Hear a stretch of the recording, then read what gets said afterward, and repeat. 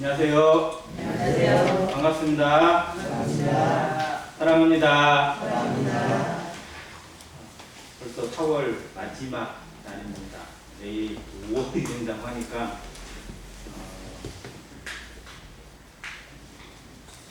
여러 생각이 많이 듭니다. 4월이 지난 걸로 따지면 1년에 3분의 1이 지난 셈이 있습니다. 모든 게 시작이 무섭지 그냥 순식간에 지나는 것을 다시 한번 느끼게 됩니다. 4월 마지막 주로 맞아서 어떤 말씀이 좋을까 묵상을 하다가 정말 하나님께서 우연하게 이 말씀을 보여주신 것 같아요. 그래서 구약에 있는 어떤 내용이긴 하지만 제목을 이렇게 잡아봤습니다. 청년들이 특송했을 때 부른 노래 중에 성도의 노래라는 노래가 있습니다. 그 노래 후렴구에 가보면 우리는 무명하나 유명한 자요라는 가사가 있거든요. 성경의 인물들 가운데 정말 무명한데 그게 유명하지도 않고 많이 알아주지도 않고 우리가 많이 공부도 하지 않는데 정말 살펴보니까 정말 멋있는 정말 이렇게 이런 사람이 됐으면 좋겠다라고 느껴질 만한 그런 모습이 있는 것 같아서 제목은 무명하나 유명한 자라는 제목으로 창세기에 나와 있는 갓과 아셀이라는 인물을 살펴보기로 합니다. 창세기 49장 19절과 20절 같이 읽겠습니다.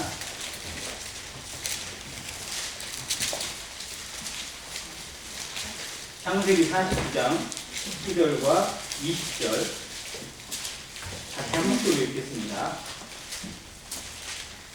시작. 갓은 그의 추격을 받으나 도리어 그 죄를 추격하리로다. 아셀에게서 나는 먹을 것은 기름진 것이라 그가 왕의 수라상을 차리리로다.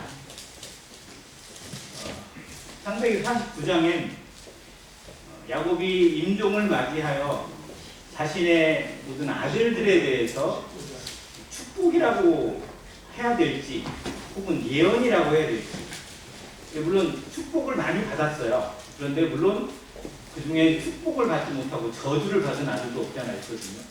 특히 레이와 시몬 같은 두 아들은 엄청난 저주를 받습니다. 그런데 야곱의 12아들 가운데 별로 눈여겨보지 않은 두 아들 갓과 아셀이라는 그 인물들의 내용을 살펴보니까 참 남다른 면이 있고 특히 이제 여기를 듣고 신명기 33장에 가보면 모세가 이제 12지파에 대해서 예언하고 축복한 내용이 나오는데 그 내용에 더욱더 놀라운 내용으로 가득 차 있습니다. 그래서 오늘 갓과 아셀이라는 이 두 지파의 이름에 대해서 또 알려지지 않은 별로 눈여겨보지도 않았던 그 두 지파에 대해서 하나님께서 어떤 기대를 품고 계시는지 하나님이 그들을 어떻게 사용하시고 어떻게 인도하셨는지 그들은 하나님의 나라에서 어떠한 역할을 하게 되고 어떠한 복을 누렸는지 사람들은 주로 1인자만 또 우승자만 또 앞에 전면에 서는 사람만 주목합니다. 그런데 실상 어떤 일이 이루어지기 위해서는 어떤 열매가 만들어지고 결과가 나오기 위해서는 앞에서 하는 사람도 중요하지만 뒤에서 받쳐주고 그 뒤에서 후원해주는 사람이 더더욱 중요하기도 합니다. 인간사에서는 그거를 꼭 구분을 지어서 공신의 칭호도 1등 공신, 2등 공신, 3등 공신 나누고 더 우선권을 가져가는 사람들도 이렇게 나누고 또 대부분은 우승자에게 모든 영광이 다 돌아가 버리는 경우가 많거든요. 근데 하나님의 나라는 그렇지 않다는 겁니다. 하나님은 그렇게 평가하지 않는다는 겁니다. 그런데 하나님의 평가를 기다리는 성도들이 세상의 방식으로 일하려고 하고 세상의 방식으로 드러나려고 한다면 그건 우리가 하나님을 잘못 아는 겁니다. 그래서 하나님께서 이 교회를 성도들을 어떻게 보고 계실지 우리는 이 교회 안에서 하나님의 나라에서 어떠한 역할을 통해서 하나님께 상을 면류관을 받은 그런 성도가 될 것인지를 이 갓과 아셀이라는 그 두 지파에 대해서 주시는 말씀을 통해서 한번 생각해 보기로 합니다. 갓과 아셀은 한 어머니로 낳은 두 형제입니다. 그들의 어머니는 실바라고 하는 그 야곱의 네 아내 중에 제일 기록도 적고요. 별로 드러나는 부분이 전혀 없어요. 실바가 야곱과 동침을 하게 된 이유는 이제 레아가 먼저 4명의 아들을 낳습니다. 하나님이 라헬을 더 좋아하고 라헬이 더 아들을 낳고 싶어 하지만 라헬의 태는 막아버리고 오히려 언니인 레아의 태를 열어서 4명의 아들을 연속으로 낳게 해요. 그러니까 이제 동생이 열받아서 나 애 낳게 안 해주면 죽어버리겠다 막 이런 식으로 협박을 하더니 그러면 내 여종이랑 내 그 여종인 비라하고 동침을 해서 아들을 낳아. 그러면 내가 그것으로라도 유한을 받겠다라고 하면서 여종이랑 동침하게 해서 울며 대접하기로 한 아이가 더 늘어났죠. 좋았는지는 모르겠지만. 근데 그렇게 해서 낳은 첫째 아들, 즉 라헬이 정말 언니에 대한 시기심과 복수심으로 낳은 그 아들이 단이에요. 그래서 단이라는 이름 자체가 뭐냐면 복수예요.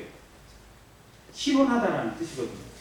즉 내가 언니에 대해서 이겼다, 언니에 대해서 복수했다라는 그러한 이름으로 지은 이름이에요. 그래서 단지파는 정말로 계속 물음표가 찍히는 지파입니다. 계시록에 12지파를 다 기록하고 1만 2천씩 14만 4천이 기록될 때 유일하게 빠진 지파가 어디예요? 단지파입니다. 그래서 단지파가 혹 적그리스도의 어떤 그런 정치일 수도 있다라는 이상한 해석까지 나오긴 하는데 아무튼 단지파의 출생이 그래요. 그래서 어쨌든 좋은 이미지를 못 줍니다. 자, 그리고 나서 단을 낳고 두 번째 아들을 낳았는데 납달리를 낳아요. 이제 둘을 낳으니까 이제 할만한 거예요. 그래서 이제 내가 좀 싸울 만하다라고 해서 납달리라고 이름을 줬는데 경쟁하다는 뜻입니다. 그러니까 둘 다 어떻게 보면 라헬의 인간성을, 라헬의 속사람의 모습을 그대로 보여주는 이름이 단과 납달리예요. 자, 그런데 레아는 이제 아들 4명을 낳긴 했는데 생산이 끝쳤거든요. 자기의 태가 막혔어요. 그리고 동생이 막 계속 약을 올려요. 그러니까 언니도 저거 봐라. 그러더니 너만 여종이 있냐? 나도 여종이 있다 해가지고 자기의 여종 실바를 줘서 이제 아내 삼고 아들을 낳게 합니다. 그 첫째 낳은 아들이 누구예요? 갓입니다. 그리고 둘째 낳은 아들이 아셀이에요. 그래서 갓과 아셀을 낳게 되는데 갓의 이름의 뜻이 복되다라는 뜻이 복되다. 내게 복이다라는 뜻이. 하나님의 복을 노래하죠. 그리고 아셀은 뜻이 뭐예요? 기쁘다는 뜻입니다. 자, 레아하고 라헬의 수준이 이 이름 짓기에서 나와요. 이름을 어떻게 짓느냐? 어떤 목적을 가지고 어떤 마음으로 바라보고 있느냐? 그의 중심에 있는 것이 그 안에서 나오는 것들이 그 입을 통해서 그 속에서 나오는 것들로 드러납니다. 근데 이 두 자매의 모습은 그 아들들에 의해서 그대로 드러나요. 자, 그래서 레아는 정말 어떻게 보면 동생이 계속 건드리는데도 불구하고 정말 이런 상황에서도 아들을 주시고 이런 상황에서 아들을 품게 하신 하나님께 감사하는 마음을 계속 담습니다. 그래서 그가 낳은 아들, 나중에 스불론과 이사갈까지 낳게 되는데 그 이름들까지 포함해서 전부 다 찬양으로 갖다 있어요. 하나님 앞에 나타나는 이름으로 다 되어 있습니다. 이게 레아가 나중에 그 역대 조상들의 묘실에 레아가 들어가게 된 이유예요. 하나님께서 야곱은 오히려 라헬을 사랑했지만 정말 하나님이 인정한 그 집안의 며느리, 그 집안의 여자는 레아였던 겁니다. 아무튼 그 레아의 신앙이 담겨져 있는, 여종이 나왔지만 레아의 신앙이 담겨져 있는 아들이 갓과 아셀이에요. 그런데 실바가 전혀 유명하지 않은 것처럼 갓과 아셀도 다른 12 아들에 대한 기록 중에 아무것도 없어요. 뭐 예를 들어서 무슨 그냥 같이 어울려 다니기는 했겠죠. 뭐 양을 칠 때 같이 양을 치고 음식 사러 갈 때 식량 구하러 갈 때 같이 가기는 갔어요. 그런데 그들이 무슨 대화를 한마디 했다거나 그들의 말에 입에서 무슨 말을 한마디 했다는 기록이 전혀 없습니다.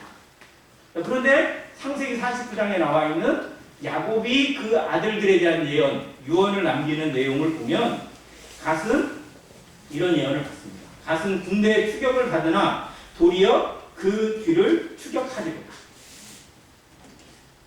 좋은 걸까요? 아니면 안 좋은 걸까요? 어떻게 생각하세요? 좋은 거예요? 안 좋은 거예요? 자, 이건 복이에요? 아니면 저주예요? 복입니다. 복이에요. 자, 모든 한글말도 마찬가지지만 뒤가 중요해요. 뒤가. 앞에 어떤 상황이 주어지든 간에 뒤에 결말이 중요하거든요. 그래서 한국말은 어디까지 들어가야 돼요? 끝까지 들어가야 되잖아요. 여기서도 그래요. 앞에 보면 군대의 추격을 받는데요. 그러면 이것만 생각하면 좋은 상황이 아니에요. 그런데 우리는 그러면 좋은 상황이 있느냐? 아니요. 성도들도 상황이 되게 안 좋은 상황이 늘 있습니다. 추격을 받고 어려움을 당하고 억울한 일을 당하거나 혹은 괴로움을 받는 일이 늘 있을 수 있어요. 그런데 중요한 건 거기가 끝이 아니라는 겁니다. 추격을 받으나 그 뒤에 뭐예요? 도리어 그 뒤를 추격한다는 거 뭐예요? 상황을 역전한다는 겁니다.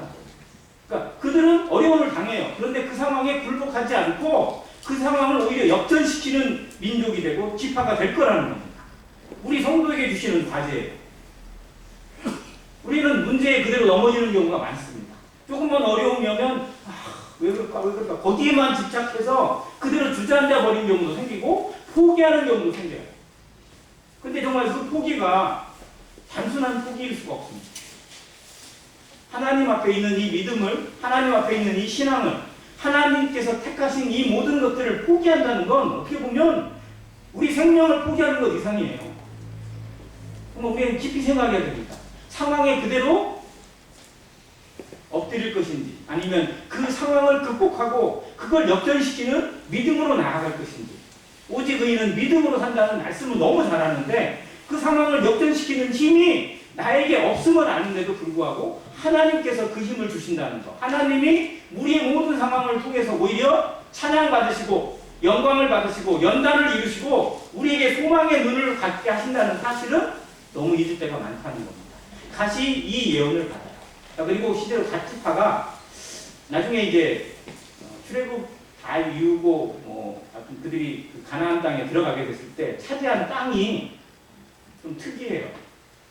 갓지파는 그 요단강을 건너기 전, 즉 요단 동편이라고 부르는 땅을 갖겠다고 먼저 나와서 나섰죠. 그래서 요단 동편에 있는 땅을 갖게 된 지파가 갓지파, 르우벤 지파, 그리고 므낫세 단 지파인데 갓지파는 그 중에서도 가장 아래쪽, 즉 요단 쪽에서 살펴보면 그 옆에 에돔이나 모압이나 암몬 족속이 있었던 옆에 있어요.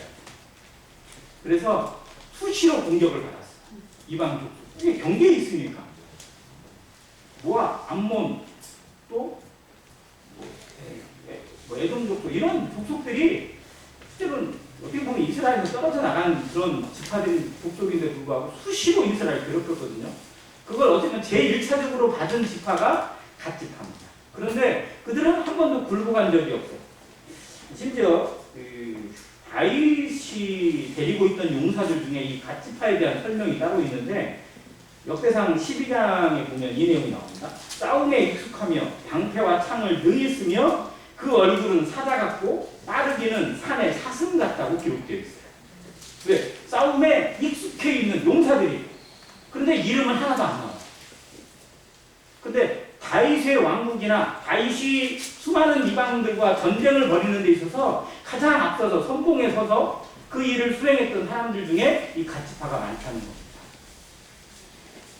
근데 놀라운 건 성경에 그 갓지파에 대해서 누군가 유명한 사람이라지 어떤 사람이 대단했다 뭐 이런 거라도 한 명 나오면 좀 모르겠는데 없어요. 그런 기록. 그러니까 갓지파에서 누가 유명하지 하면 정말 찾기가 어려워요. 심지어 갓지파에서도 그 12 정탐꾼이랄지 뭐 이런 사람도 있을 것이고 또 누구도 있을 거 아니에요. 두령도 있을 거고 수령도 있으니까. 그런데 그 사람들도 잘 모르겠어요. 저는. 이름은 들으면 아 이런 사람이구나라고 싶지 정말 뭔가 했다. 무슨 역적이 있다. 무슨 열매가 있다. 이걸 찾을 수가 없어요. 그런데도 그들의 삶에 대해 하나님이 보여주시는 기록은 정말 놀랍습니다. 저는 갓지파의 이 예언, 이 복을 생각하면서 정말 성도들이 하나님의 교회가 앞으로 세상 속에서 또 정말 사단의 그 권세 아래서 어떠한 일을 당하게 될 것인지 하나님이 보여주시는 모습이라고 생각되었어요. 어려움을 늘 당합니다. 예수님도 떠나기 전에 제자들에게 말씀하셨잖아요. 세상에서는 너희가 뭘 당하나? 환난을 당하나? 어떠라? 담대하라. 내가 세상을 이기었노라라고.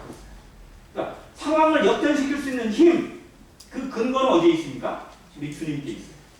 성령님께 있습니다. 그런데 우리는 주님으로 말미암아 거듭났고 성령님을 우리 안에 모시고 있는 성전입니다. 그런데 이만한 일에 굴복하고 이만한 일에 엎드려지고 이만한 일에 포기하고 있다면 이건 우리의 성전 대신 우리를 성전 삼으신 하나님의 능력을 무시하는 거고 하나님의 말씀을 업신여기는 겁니다. 그래서 역전시키는 힘이 과연 어디에 있는지 이 갓을 통해서 다시 한번 생각하면서 우리는 늘 도전 받습니다. 어려움을 늘 살아요. 매일같이 옵니다. 오늘만 오는 게 아니에요. 앞으로 더 많이 옵니다. 이걸 인정해야 돼요. 그런데 그 속에서도 우리는 능히 이긴다. 왜? 우리는 믿음이기 때문에. 우리는 하나님과 함께이기 때문에. 하나님의 그릇이고 하나님의 자녀고 그리스도의 신부이기 때문에 결단코 질 수 없고 무너질 수 없다라는 이 확신으로 나아가는 교회. 그리고 그러한 믿음 가운데 서가면 어느 순간에 그 작은 것들, 아니 그때는 커 보였던 것들이 세상 점점점 어떻게 되냐면 작아져요. 나중에는 아무것도 아닌 것이죠. 옛날 시골에 그 깊은 산중이나 이런 데 다니다 보면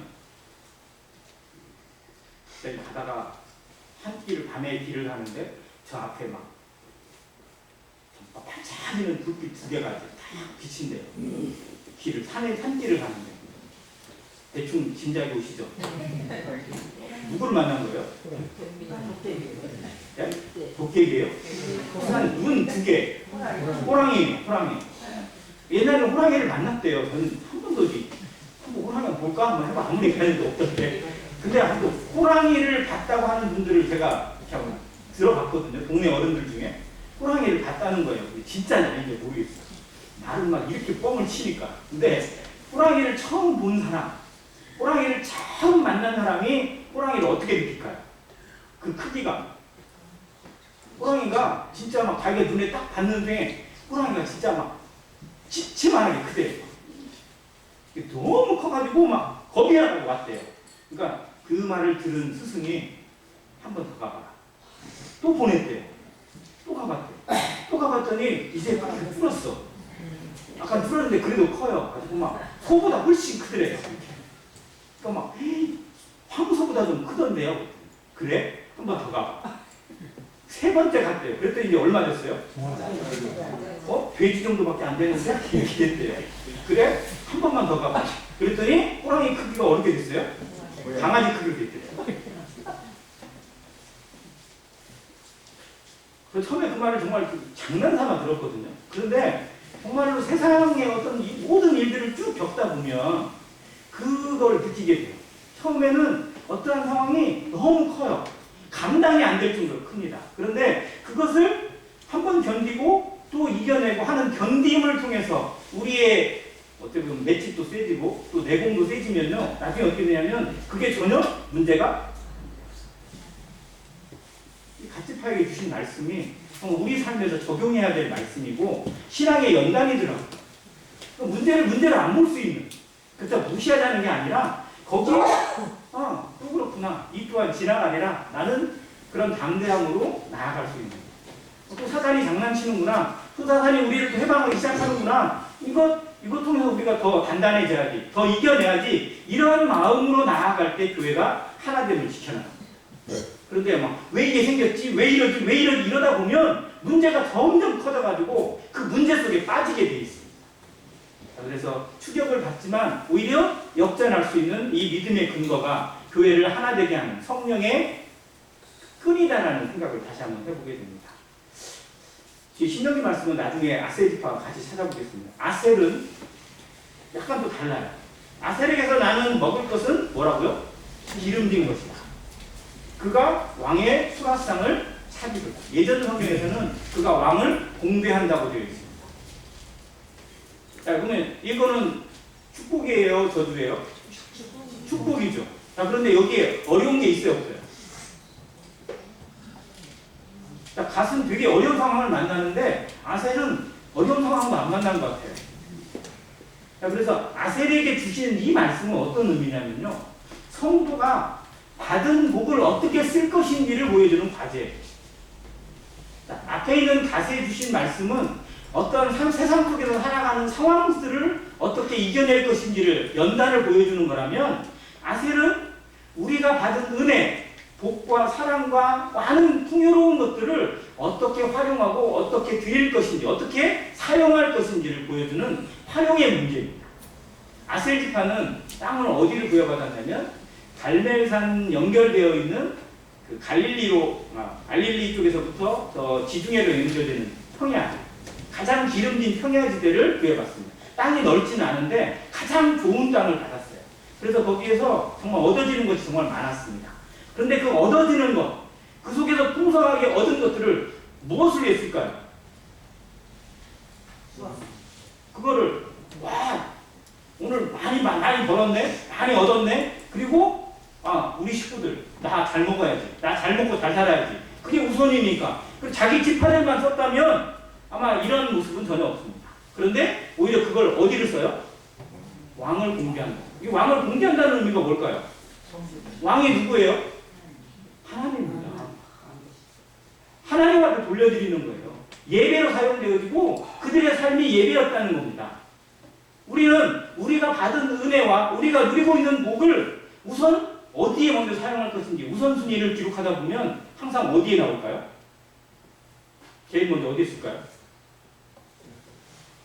여기 세상 양심이 있는 것 같아요. 당연히 하나님께 드린다고 하는데 정말 우리가 그럴까? 우선 내 거 빼놓는 것 같아요. 우리 필요하지. 뭐 있어요?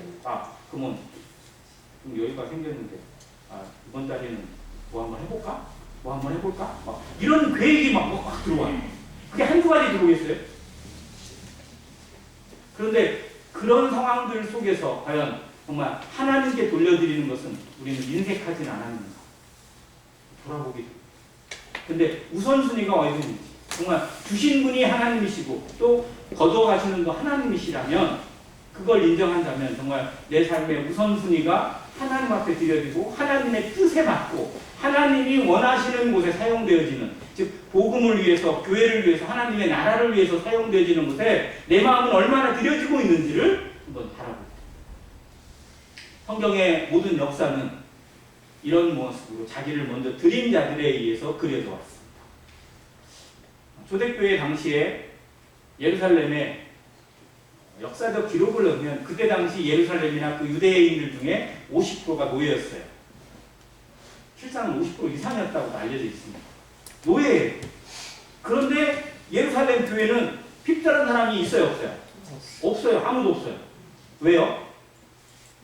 다 자기 것을 갖다 나누는 거예요. 그냥 자기 것으로 여기지 않고 다 나눴어요. 왜? 나보다 힘든 사람이 많으니까, 나보다 어려운 사람이 너무 많으니까 자기 것으로 공개하고 자기 것을 나누기 위해서 정말 다 나눴습니다. 그래서 예루살렘 교회는 날마다 구원받는 자들을 더하게 됐어요. 근데 이 시대는 정말 다들 먹고 살만한 이 시대라고들 얘기합니다. 그런데 어떤 면에서 보면 훨씬 더 인색해져요. 오히려 먹고 살기 힘들 때 더 나눴어요. 먹고 살만하니까 이제는 아파트에서 이사해도 떡 나누는 것도 오히려 이상해. 더 이상해졌어요. 정말 흔히 하는 것처럼 정이 없다는 그런 모습. 그런데 어느 순간에 교회도 그런 모습으로 흘러갈 수 있다는 거예요. 우리 안에도 그런 모습이 생겨날 수 있다는 겁니다. 그런 누룩이 우리 가운데도 침범할 수 있어요. 그런데 이 아셀을 통해서 보여주는 건 뭐냐면 정말 내가 받은 것이 내 것이 아니라는 거예요. 하나님의 은혜요, 하나님의 복이라는 사실을 하나님께 돌려드리고 나누는 이 예배의 모습이야말로 정말 하나님께 다시 복을 받는 거예요. 그래서 잠언 말씀에서도 어떻게 누구라고요? 주라. 그러면 어떻게 한다고 했어요? 흔들어서 뭐하고 벌써 꽃배기도 아니고 곱빼기로 해서 더 주신다고 그렇게까지 표현하면서 우리가 그 말씀을 너무 좋아하잖아요. 그런데 그 말씀은 좋아하는데 막상 뭔가 주려고 하면 이상해져요. 이거 줬다가 괜히 이상한 소리 듣는 거 아니야? 이런 생각까지 해요. 심지어 괜히 있는데 내가 괜히 이러는 거 아니야? 그런데 정말 그건 하나님께 맡기고 정말 내 마음에 그런 마음이 생겼다면 주는 것이 하나님의 뜻이라고 분별되어 있습니다. 아무튼 아세를 통해서 보여준 건 신앙의 원리인 거예요. 그래서 이 두 지파는 성도들이 세상을 살아가는 삶의 방식과 하나님 앞에 어떠한 모습의 태도로 살아가야 될지를 너무 잘 보여주고 있고 그렇게 실천한 복을 받은 지파들, 즉 하나님의 공동체가 어떠한 모습에 섬겨야 될지를 잘 보여줍니다. 사도행전에 빌립보 교회가 생겨나게 된 그 사건을 쭉 보면 사도 바울과 그 일행이 어느 집에 들어가서 모이고 그 집이 결국 빌립보 교회의 어떻게 보면 기초가 되거든요. 누구의 집일까요? 루디아. 자매. 그것도 두아기라 성의 자주장사인 루디아. 어디 멀리서 와가지고 그 속에 터전을 잡았던 이 여성이, 이 자매가 자기의 집을 내어줘서 거기가 그 빌립보 교회의 시작이 되었어요. 로마서 16장을 읽다 보면 이거는 이제 김재규의 유학생님이 되게 좋아하는 성경인데 식주인 들어보셨어요 혹시? 가이오라고 해요. 식주인이 무슨 뜻이에요? 식주인 혹시 뜻 아세요? 식주인이 뭔지? 그 십자가 무슨 십자일까요? 먹을 십자예요. 먹는 거 책임지는 사람이에요. 그래서 유학생님은 최자매님을 식주인이라고 합니다. 자랑을 하시더라고요. 근데 아무튼 그 고린도 그 성에서 그 사람은 상당히 부자였어요. 부유했어요. 그런데 그 성도들을 먹이는 일을 책임지고 있었어요. 그런 사람이 있었기 때문에 정말 교회가 어려운 가운데서 계속 이렇게 성장하게 되고 자라는 모습을 보여줍니다. 그런 나눔, 그런 실천이 정말 교회에 얼마나 중요한지를 다시 보게 됩니다. 자, 그럼 이제 신명기에 나오는 신명기를 통해서 이들이 받은 복을 살펴보겠습니다. 신명기 33장입니다.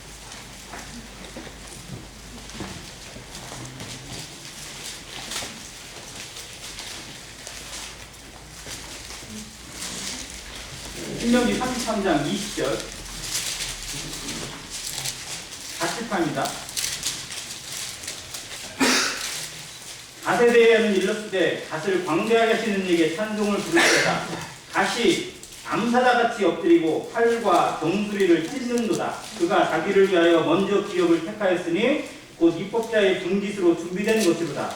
그가 백성의 수령들과 함께 와서 여호와의 공의와 이스라엘과 세우신 법도를 행하도다.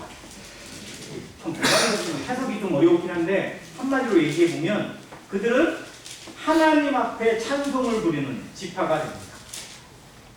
어떻게 보면 이 일은 사실 레이지파에서 나중에 이루어지게 되는 일이긴 한데 아무튼 갓은 그 은혜를 찬양하는 지파로 하나님 앞에 먼저 기억이 되었습니다. 우리 삶에 예배보다 귀한 게 있을까요? 예배보다 더 중요한 게 있을까요? 성도에게 있어서 교회의 사명 가운데 예배를 대체할 수 있는 것이 있을까요? 저는 없다고 생각합니다. 그 어떠한 일도 그 어떠한 헌신이나 능력도 실상은 예배를 대체할 수는 없다고 생각이 되었습니다. 왜냐하면 하나님을 가장 존귀하게 해드리는 하나님이 우리에게 행하신 것을 가장 값지게 돌려드리는 일이 예배이기 때문에 그렇습니다. 그래서 우리는 예배에 대해서만큼은 정말 타협 불가입니다. 이런 모습처럼 갓도 그런 모습을 갖습니다. 그리고 정말 공의를 세우고 하나님의 생하신 그 말씀의 법도를 세워가는, 즉 지켜가는 모습으로 성장된다고 가르칩니다. 교회가 잘하고 성도가 잘하는 모습이에요. 예배 안에서 하나님의 말씀을 지켜가고 성장되어지는 모습을 갓을 통해서 보여주십니다. 그런데 거기에 암사자같이 엎드리고 또 팔과 정수를 찢어서 승리를 선포하는, 즉 암사자같이 엎드린다는 표현은 마치 사단의 어떤 모습처럼 연대되는데 실상은 대적을 그런 식으로 이긴다는 것, 대적을 이겨내는 모습, 즉 어떠한 환란이나, 즉 아까 얘기했지만 갓은 군대의 추격을 받고 적군의 추격을 받는다고 했잖아요. 그런데 그걸 능히 이겨내는 용맹함으로 늘 승리를 쟁취한다는 겁니다. 우리는 어려움을 당하지만 정말 늘 이길 수 있는, 이김을 주시는 하나님 앞에 감사할 수 있습니다. 이 모습을 다시 그대로 그려주고 있고요. 24절 아셀이 나옵니다. 24절과 25절에 아셀은 아들들 중에 더 복을 받으며 그의 형제에게 기쁨이 되며 그의 발이 기름에 잠길지로다. 내 문빗장은 철과 놋이 될 것이니 내가 사는 날을 따라서 능력이 있으리로다. 어떠세요? 그냥 뭐 요셉이 받은 축복이나 아셀이 받은 축복 생각하면 저는 아셀이 더 멋있는 것 같아요. 근데 예전에는 아셀이 받은 축복은 별로 눈도 안 들어갔었어요. 근데 별로 공부도 안 했어요. 그냥 읽고만 지나갔었어요. 그런데 자세히 보니까 너무 아름다워. 자, 보세요. 아들들 중에 더 복을 받으면, 예전에는 이 성경이 뭐라고 하냐면 더 많은 자녀를 얻게 되며 라고 되어 있습니다. 자, 우리가 교회가 자녀를 양산하고 더 많은 자녀들을 낳는 것, 이보다 더한 복이 또 있나요? 정말 교회가 성장되어지고 잘하는 진짜 증거는 뭐냐면 영혼에 더해집니다. 우리나라의 가장 큰 문제 뭐예요? 어떻게 보면? 윤석열 문제 말고요. 진짜 우리나라의 가장 구조적인 문제 뭐예요? 자녀 문제예요. 자녀 문제. 다음 세대가 없어요. 인구 절벽입니다. 정말 이 문제의 심각이죠. 이 정도가 될 거라면 누가 예상을 했겠어요. 그런데 교회가 그런 모습이 될 수 있다는 거예요. 자녀가 없고 다시 거듭나는 사람이 없고 영원히 들어오지 않는다면 그건 교회가 아닙니다. 그런데 그 모습을 이루어지는 그 지파로 아셀이 나옵니다. 자, 아셀 지파는 유명하지 않잖아요. 그런데 처음에 민수기에 계수됐던 첫 번째 계수될 때 아셀 지파의 숫자가 41,500명이에요. 생각보다 많네? 이 생각이 들 수도 있어요. 근데 유다 지파는 7만 명이 넘으니까 아무튼 뭐 그냥 중간 조금 못 미쳐요. 자, 그런데 그 아셀 지파가 마지막 민수기 끝에, 즉 가나안 땅 나중에 들어가기 직전에 인구조사를 하죠. 약 30 몇 년이 더 지나서 그때 얼마가 되냐면 53,400명이 됩니다. 즉 12지파 중에 그 전과 그 후에 대비했을 때 가장 많이 늘어난 지파가 아셀 지파예요. 가장 저는 큰 복을 받았다고 생각해요. 다 엎드려져 있는 그 와중에 그들은 계속해서 자녀를 낳은 거예요. 이렇게. 왜냐하면 나중에 처음에 출애굽할 때 20대 이상은 다 하나님이 쓰러지잖아요. 그리고 나중에 계수된 사람들은 그 소년이었거나 나중에 광야에서 태어난 애들로 계수가 돼요. 그러니까 제일 많이 낳은 겁니다.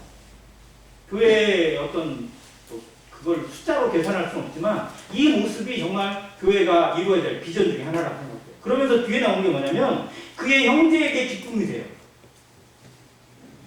저는 이게 데살로니가 교회가 생각이 났어요. 데살로니가 교회는 정말 환난을 많이 나 어려움이 있었거든요. 그런데 그 인근에 있는 모든 형제들에게 본이 되어버렸어요. 야, 정말 저 대단하다. 저런 교회가 있다. 자랑으로 여겼어요. 그리고 그의 발이 기름에 잠길지로다. 기름에 잠긴다는 표현은 어떻게 느껴지세요? 충만한 상태라고. 기름에 잠긴. 정말 그냥 그 성령과 하나님의 은혜 속에 이 구약에서의 기름은 대부분 하나님 위해서 부어주시는 그런 느낌이거든요. 여기 잠길 정도로 부어주셨다면 정말로 충만한 상태를 보여줍니다. 에스겔서 47장에 가보면 거기에 그 성전 문틈에서 이렇게 물이 쭉 흘러가지고 계속 흘러가잖아요. 그걸 자세히 기록해 주잖아요. 그 물이 나중에 어떻게 돼요? 처음에는 발목, 그 다음에 무릎, 그 다음에 어디, 나중에 어디 돼요? 헤엄칠 정도. 우리 어디서 놀고 있으세요? 그죠? 그냥 수영장 같은 데서. 하나님의 수영장. 정말 이게 그 기름에 잠겨있는 모습. 정말 우리가 성령으로 충만되어져서 세상에 어떤 뭐라고 하든지 무슨 일이 있든지 어떤 상황이 되든지 정말 전혀 개의치 않는 완벽한 보호막 같은 그런 상태. 영적으로 충만되어져 있는 그런 상태라면 얼마나 좋을까. 그런데 아셀에게 이 말씀을 주시더라고요. 그러면서 네 문빗장은 철과 돛이 된다.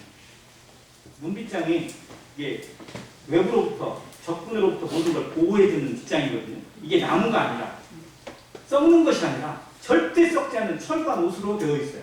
어떻게? 견고하다는 거예요. 모든 것에 견고된 신앙을 얘기해주고 있고, 그리고 내가 사는 날을 따라서 뭐가 있다? 능력이 있으리로다. 정말 모든 축복을 다 받아버리는 것 같은 느낌. 너무 부러웠습니다. 제가 이 아셀지파를 생각하면서 특히 부러웠어요. 정말 우리 신앙 성도들이 하나님 앞에 예배하는 삶을 통해서 이 영적 상태를 유지하고 지켜내가는 책임이 있습니다. 하나님은 이걸 능히 우리에게 주세요. 이 상태로 성령의 충만함을 주시고 성령의 충만을 통해서 하나님과의 관계가 정말 깊이 잠겨있는 상태로 외부의 어떤 일들도 사단의 어떤 권세도 절대 침범할 수 없는 그런 상태를 우리에게 주십니다. 그런데 우리가 딴 데 눈이 돌아가서 세상의 것들이나 또 자기 생각이나 다른 사람이 우리의 눈에 들기 시작하면서부터 정말 평강이 깨지고 관계가 깨지고 어그러지는 모습들을 늘 보게 됩니다. 그래서 말씀을 묵상하는 이유가 뭘까요? 성경을 보는 이유가 뭘까요? 기도하는 이유가 뭐고 우리가 집회를 하는 이유가 뭐예요? 하나님과의 관계를 어떻게 이어갈 것인가.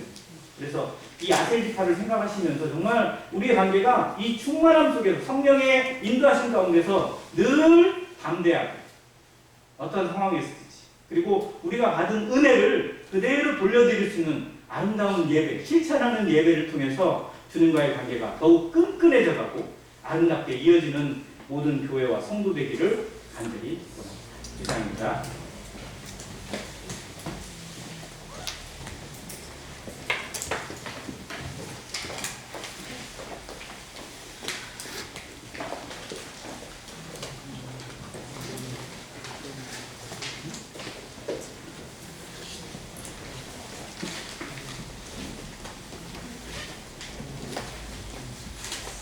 성경을 잘 들으셨죠? 분명한 같으나 유명한 가스 그분에 감사를 드립니다. 성경들 어떻게 몰라도 나는 아셀보다는 가스에 가까운 원앙교에서 더 주님을 바라보게 되는 아름다운 모습을 넉넉함으로써 주님을 바라보는 모습 좋은 것 같아요. 찬송가 220장 보시죠.